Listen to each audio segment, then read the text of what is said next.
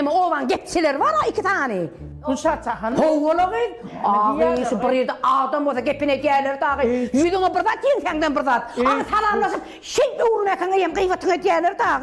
Hey tova. Men çağam vururum. Vakşın attın sen üstünden düşürlü. Dene sen kıyvatın.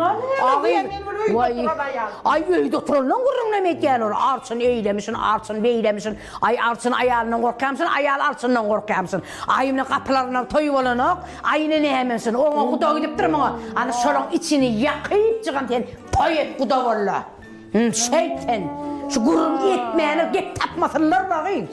Katı gep hava gıyın. Men diyene sen ökünmersen gıyın. Boluncuk bizim toymaza oturup gittin. Ha oturan ne gıyın olur. Günne de gelip oturuyor. Hemme toy da git ya. Hemme toyda da kıyvat etkiyerler gıyın.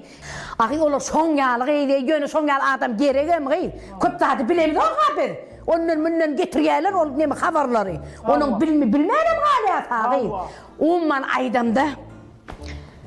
Oğulcan, 50 gepten belli gep. Men doğruyum aydaymayın, mıs diymen, Mustafa diyeyim men sana. Doğru. Karız, getin kelte yeri, ayka sana kudutçuluğu verecek böyle. Ana sana. O Gülşat bilen Zahar'ın üstü bilen aylap aytmak neyemeye gerek onu. Ay zor buradan yüzüm alarsın öttüm de.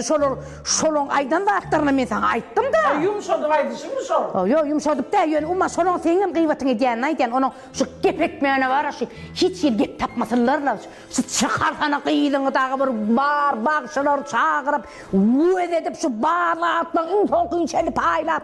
Sen var oğlum diye oturma kıydı. Oğlum diye oturma. Haysi'nin manglayı ön açılsa. Şaka şükür verim. Böyle. Önem kovu yer. Şon yağlı. Şey desem mi kamayı dönmemen? Şeyt. Oğlumla ön turmuşa çıkarıvereyim. Çıkar. Onu Gülşat bilen Zahar kurum etmez mi? Olur söylem diyem yok yönü sen kovu yer var deyip aycan men. Şu ay kayal kovu yer tuş. Oğlumla ön kıyıdan çıkarttır deyip ben kurum ederim. Etsin ne? İçi yansın. Etsin. Saklama. Kovu yer geldi mi? Gön Türkmen çırıkta biliyor musun? Gül bek koy veriyorlar. Şeyt.